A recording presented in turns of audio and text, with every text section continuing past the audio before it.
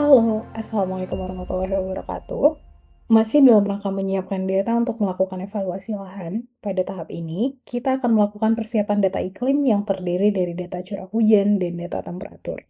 Di Indonesia, kedua data tersebut secara resmi tersedia pada stasiun-stasiun pengamatan cuaca yang dapat diakses pada website Badan Meteorologi, Klimatologi, dan Geofisika atau BMKG. Namun, karena akan dilakukan pengolahan data spasial yang membutuhkan resolusi lebih memadai, pada tahap ini kita akan menggunakan data curah hujan dan temperatur dari WorldClim. WorldClim merupakan basis data global yang menyediakan data iklim historis dan terkini dalam bentuk lapisan raster yang dapat digunakan untuk pemodelan dan analisis spasial, seperti data suhu dan curah hujan bulanan. Data ini dibuat dengan menginterpolasi data dari stasiun cuaca di seluruh dunia pada resolusi spasial yang bervariasi, yaitu ada 2,5 menit, 5 menit, dan 10 menit.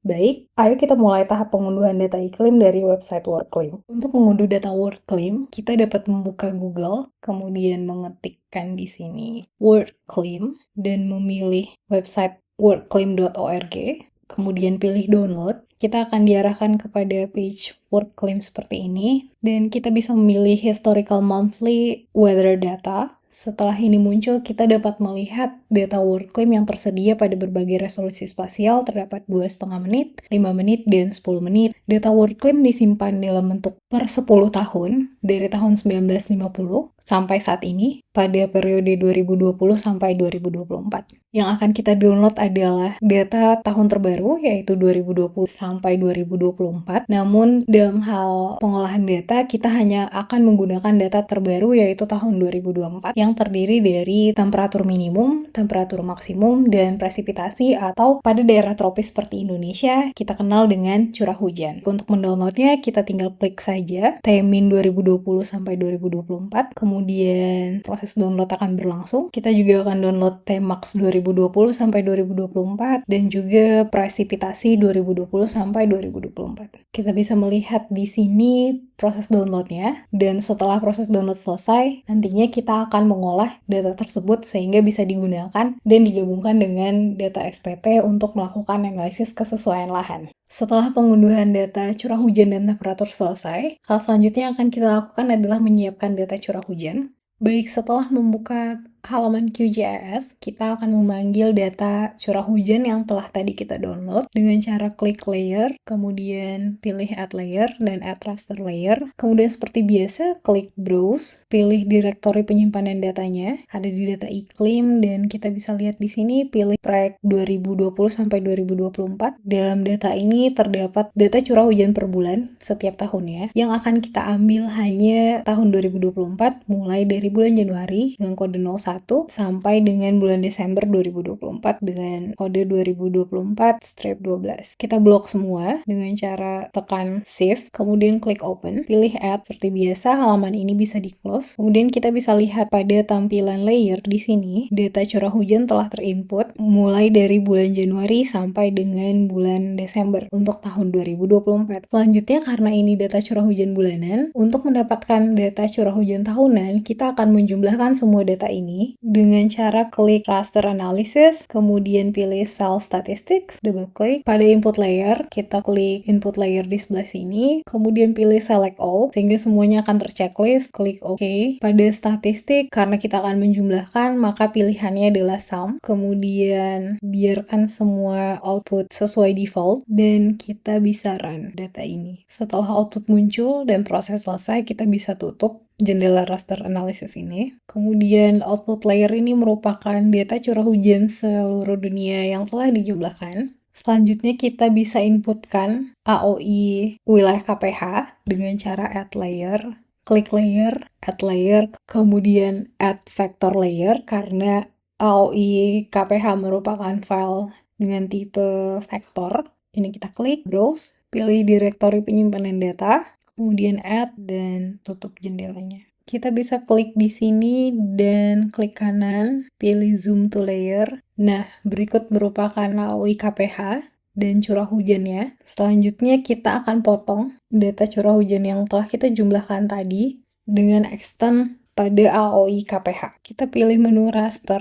kemudian extraction, dan kemudian klik Clip raster by extent, input layer, pilih output layer, di mana output layer ini merupakan data curah hujan yang telah tadi kita jumlahkan. Kemudian untuk clipping extent, kita klik tanda ini, yaitu set to current map canvas extent. Nanti dia akan memotong sesuai dengan area yang kita pilih ini pada canvas. Kemudian kita klik run. Dapat kita lihat output layer telah terpotong sesuai dengan extent AOI. Kemudian yang selanjutnya kita lakukan adalah mengkonversi data yang telah tadi kita potong menjadi data titik. Jadi dari data raster diubah menjadi data titik dengan cara ke processing toolbox. Kemudian pilih vector creation dan kita pilih raster pixels 2 points. Kita double klik. Input yang kita pilih adalah yang telah tadi kita potong dengan nama clip. Kemudian kita pilih run. Kita bisa tutup dan kita lihat raster ini telah berubah menjadi poin. Kita bisa uncheck list clipnya. Poin ini berisi nilai-nilai curah hujan pada area raster tadi yang akan kita lakukan interpolasi untuk mendapatkan data curah hujan lebih detail. Kita lakukan interpolasi dengan cara klik GDAL pada processing toolbox, kemudian pilih raster analysis, kemudian pilih grid dalam kurung IDW with nearest neighbor searching. Kita double klik, kemudian inputnya adalah vector point, di mana ini merupakan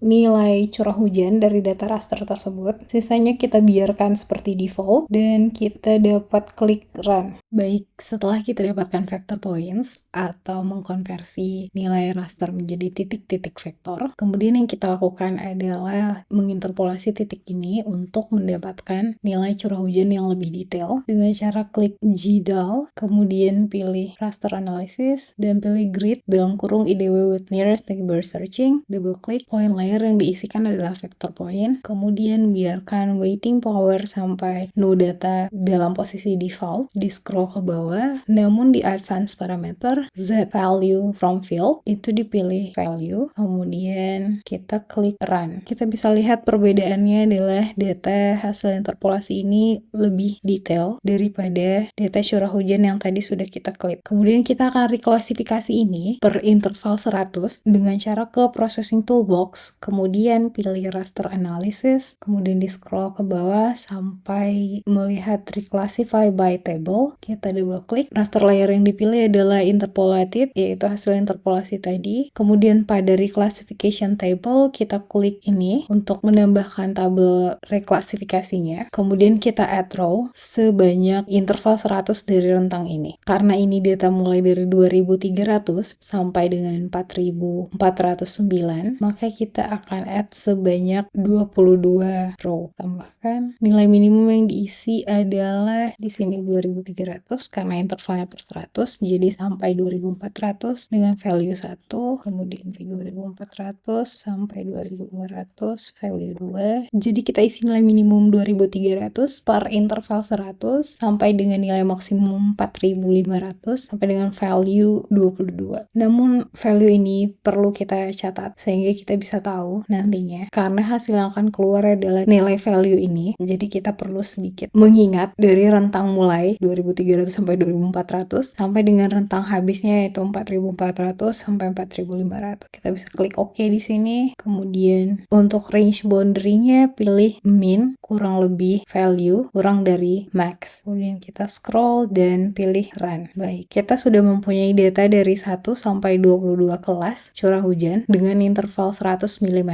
Hal yang selanjutnya kita lakukan adalah mengkonversi data ini menjadi data vektor dengan cara ke processing toolbox, kemudian pilih grass, kemudian pilih raster. Kita bisa scroll sampai bertemu dengan r titik to titik fact, atau kita bisa mencari di search bar seperti ini. Nanti dia akan muncul pilihan untuk mengkonversi raster ke data vektor. Double klik. Input yang dipilih adalah hasil klasifikasi raster tadi. Kita pilih area untuk feature type-nya dan kita bisa pilih smooth corners of area features untuk menyederhanakan data raster karena QGIS mempunyai isu presisi. Jadi hasil konversi nantinya akan terlihat masih seperti mengikuti kotak-kotak raster. Untuk parameter lain kita biarkan seperti default dan kita bisa klik run. Tutup. Kemudian kita bisa lihat hasil konversi dari data data raster tadi yang telah kita kelaskan menjadi 22 kelas menjadi data vektor. Selanjutnya kita bisa tarik KPH ke paling atas untuk melihat kelas curah hujan di wilayah KPH. Kemudian kita akan potong curah hujan vektor ini dengan wilayah AOI KPH. Kita ke menu vektor, kemudian Geoprocessing Tools, dan pilih clip. Input layer di sini ganti menjadi vectorize, yaitu data curah hujan yang tadi telah kita kelaskan dan kita ubah menjadi data vektor. Kemudian untuk overlay layer, pilih wilayah KPH-nya. Klik Run. Tapi di sini muncul error bahwa data vectorize tidak mempunyai geometri yang valid, sehingga tahap sebelumnya yang harus kita lakukan adalah dengan memfiksasi geometri. Kita bisa close ini terlebih dahulu. Kemudian ke Processing Toolbox, pilih vektor geometri, di scroll down sampai bertemu Fix Geometries. Double klik. Yang dipilih sebagai input layer adalah tadi data vectorize yang belum mempunyai geometri yang valid. Kemudian pada repair methodnya pilih line work dan run. Ini bisa ditutup. Vectorize-nya bisa di-unchecklist. Nanti yang akan kita gunakan adalah data yang telah diperbaiki geometrinya. Kita kembali ke menu vektor, pilih Geoprocessing Tools dan pilih clip. Input layer di sini adalah Fix Geometry, kemudian overlay layernya adalah AOI KPH dan kita bisa run. Baik, wilayah KPH-nya bisa di-unchecklist. Kemudian kita bisa lihat bahwa curah hujan di wilayah KPH sudah berubah menjadi bentuk vektor seperti ini. Hal yang selanjutnya kita lakukan, cek attribute table. Kemudian yang muncul adalah nilai value di sini, mulai dari value 2 sampai dengan value 17.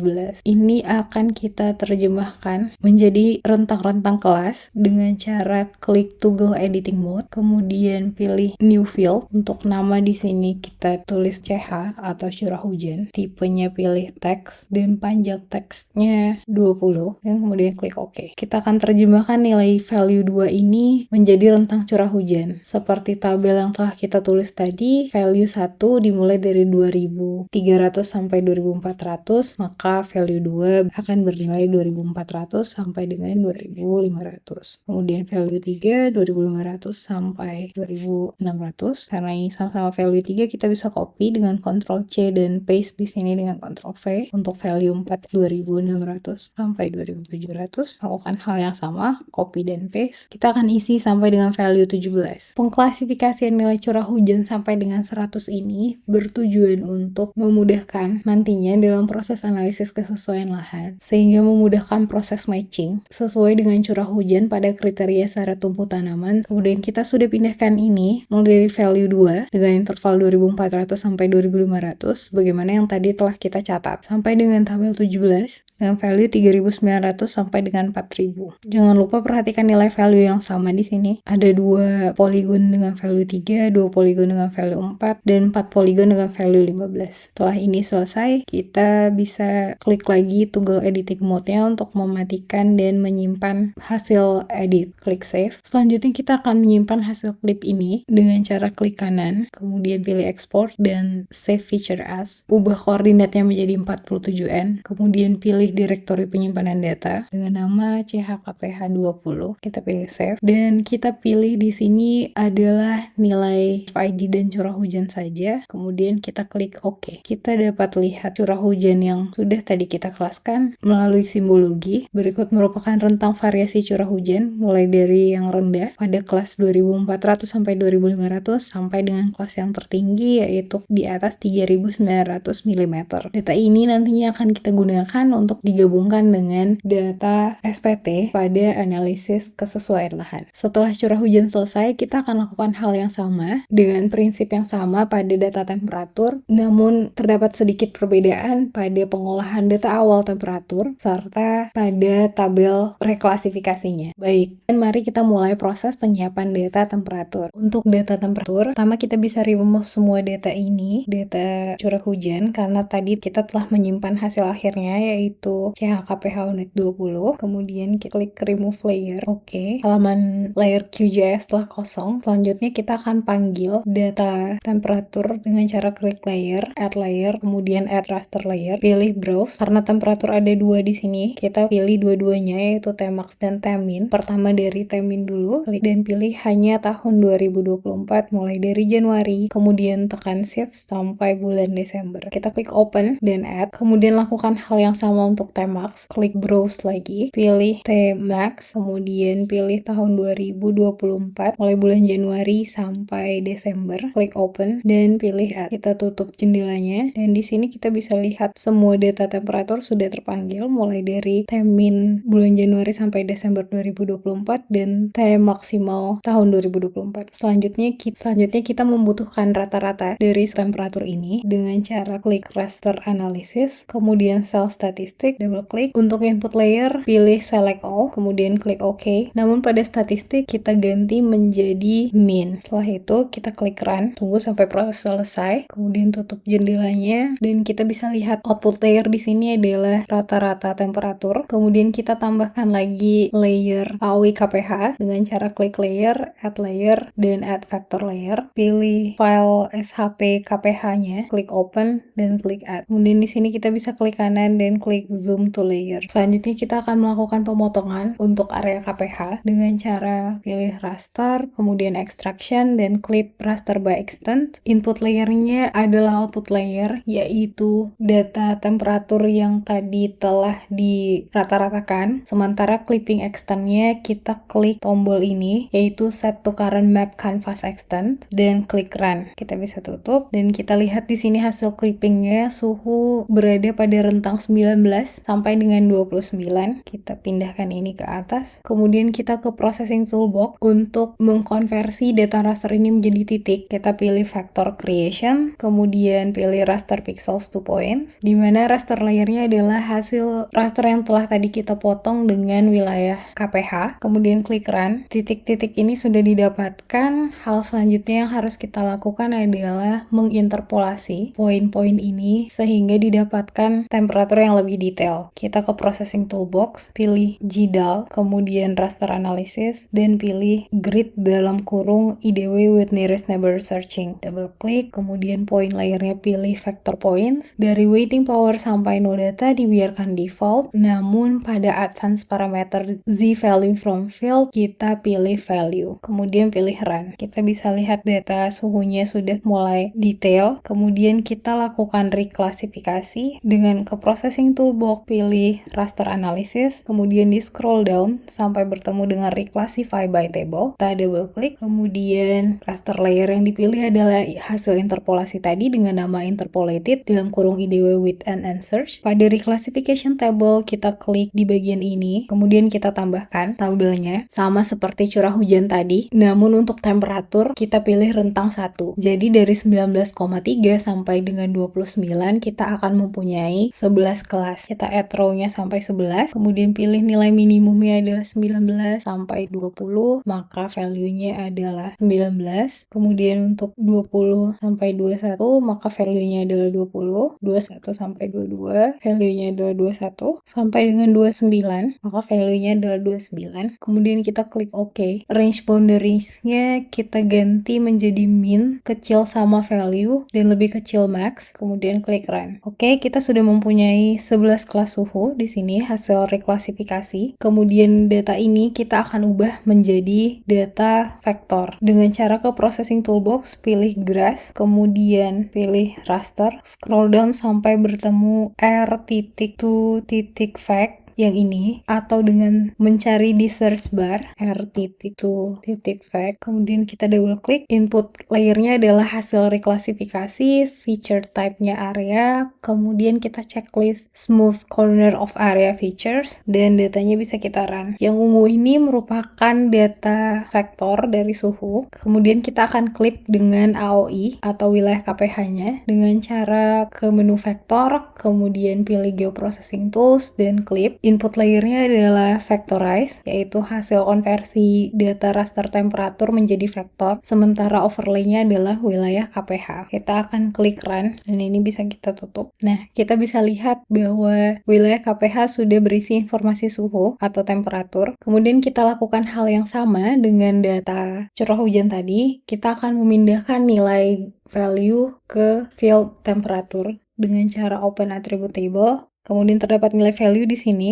dengan rentang antara 20 sampai dengan 26. Kita akan buat atribut yang baru dengan nama temperatur, kemudian memindahkan nilai ini. Klik toggle editing mode, pilih new field, kemudian untuk name-nya kita bisa isi dengan temperatur. Sementara type-nya adalah text dan panjangnya 10. Kita klik OK. Kemudian kita akan pindahkan nilai value ini untuk mengisi field temperatur dengan cara klik di sini temperatur, kemudian di bagian ini yang diklik adalah value dan pilih update all, sehingga nilai value akan berpindah ke field temperatur. Baik, kita akan matikan toggle editing mode-nya dan simpan perubahannya, serta kita akan simpan layer yang telah diklip ini dengan cara klik kanan, export, pilih save feature as, kemudian pilih direktori penyimpanannya dan beri nama tkph udah 20. Kita pilih save. Seperti tadi curah hujan, kita hanya mengekstrak data FID dan temperaturnya saja. Kemudian koordinatnya diganti menjadi 47N dan klik OK. Di sini kita telah dapatkan nilai temperatur. Kita bisa lihat variasinya menggunakan simbologi. Kemudian pilih temperatur dan OK. Kita dapatkan nilai temperatur dari 20 sampai dengan 26. Baik, sampai saat ini kita telah mempunyai dua data iklim, yaitu data curah hujan dan data temperatur. Maka dari itu, proses penyiapan data iklim telah selesai, sehingga data ini dapat digunakan untuk analisis kesesuaian lahan. Terima kasih atas perhatiannya, sampai jumpa di video selanjutnya.